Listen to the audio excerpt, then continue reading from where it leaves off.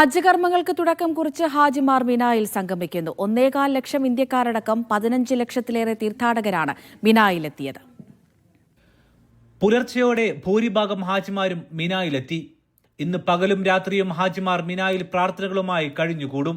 യൗമുൽ തർവിയ, അതായത് ഹജ്ജിന്റെ കടുപ്പമേറിയ കർമ്മങ്ങളിലേക്കുള്ള മുന്നൊരുക്കമാണ് ഇന്ന്. കായികമായി വളരെയധികം പ്രയാസങ്ങൾ ഈ കാലാവസ്ഥയിൽ നമ്മൾ അനുഭവിക്കേണ്ടി വരും. അപ്പോൾ ഹാജിമാർ അവർ ശരിക്കും അന്ന് റെസ്റ്റ് ചെയ്ത് പണ്ടുകാലത്ത് മൃഗങ്ങളെയൊക്കെ വെള്ളം കുടിപ്പിച്ച് യാത്രക്ക് വേണ്ട ഒരുക്കങ്ങളൊക്കെ ചെയ്യുന്നത് കൊണ്ടാണ് തർവിയ എന്ന പേരുണ്ടായത്.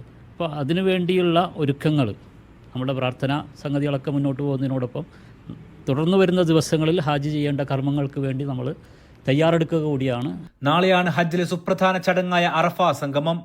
അതിലേക്കുള്ള മുന്നൊരുക്കമാണ് മിനായിലെ രാപ്പകൽ. ഒരു സ്ഥലത്ത് ഒരേ മന്ത്രം ഉച്ചരിച്ചുകൊണ്ട് ഒരുമിച്ച് കൂടി ഒരേ ദൈവത്തിൻ്റെ അടിമകളാണെന്നുള്ള ഏറ്റവും വലിയ ഒരു സമത്വത്തിൻ്റെ പ്രഖ്യാപനമാണ് അറഫ ലോകത്തിന് കാണിച്ചു കൊടുക്കുന്നത്. ഗസയെ സംബന്ധിച്ചിടത്തോളം നമുക്കറിയാവുന്നതുപോലെ ഏറ്റവും ക്രൂരമായ മനുഷ്യാവകാശ ദംശനം നടന്നുകൊണ്ടിരിക്കുന്ന ഒരു സമീപ പ്രദേശമാണ്. തീർച്ചയായും സത്യവിശ്വാസികൾ ഗസയ്ക്ക് വേണ്ടി ധാരാളം പ്രാർത്ഥിക്കേണ്ട ഒരു സമയമാണ് അറഫ. ഇന്ന് രാത്രി മുതൽ അറഫയിലേക്ക് ഹാജിമാർ നീങ്ങും. നാളെ സൂര്യാസ്തമയം വരെ അറഫയിൽ തങ്ങും. പിന്നീട് മുസ്ദലിഫയിൽ രാപ്പാർത്ത് മിനായിലേക്ക് തിരികെ എത്തും. കല്ലേറ് കർമ്മം, ഹജ്ജിന്റെ തവാഫ്, ബലികർമ്മം എന്നിങ്ങനെ പൂർത്തിയാക്കിയാൽ വെള്ളിയാഴ്ച തീർത്ഥാടകന് ഹജ്ജിൽ നിന്നും അർദ്ധവിരാമം കുറിക്കാം.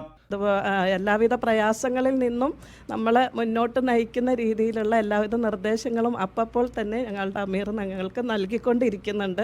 അപ്പോൾ എല്ലാവരും നല്ല സന്തോഷത്തോടെയാണ്, പ്രതികൂല സാഹചര്യമാണെങ്കിൽ പോലും അള്ളാഹു നമ്മളെ കൈവിടില്ല എന്നുള്ള ഈമാനികമായ ഉറച്ച തീരുമാനത്തോടെ മുന്നോട്ട് പോയിക്കൊണ്ടിരിക്കുന്നു. കനത്ത സുരക്ഷയിലാണ് ഇത്തവണ ഹജ്ജ് കാലം. ഇന്ന് രാത്രിയോടെ മക്ക നഗരം ഒഴിയും.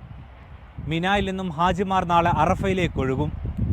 ഹജ്ജിന്റെ സുപ്രധാന കർമ്മങ്ങൾ പൂർത്തിയാക്കും വരെ ഇനി ഹാജിമാർക്ക് ഏറ്റവും തിരക്ക് പിടിച്ച ദിവസങ്ങളാണ്. അറഫയിൽ നിന്നും സാബിത് സലീമിനൊപ്പം അഫ്താബ് റഹ്മാൻ, മീഡിയ 1.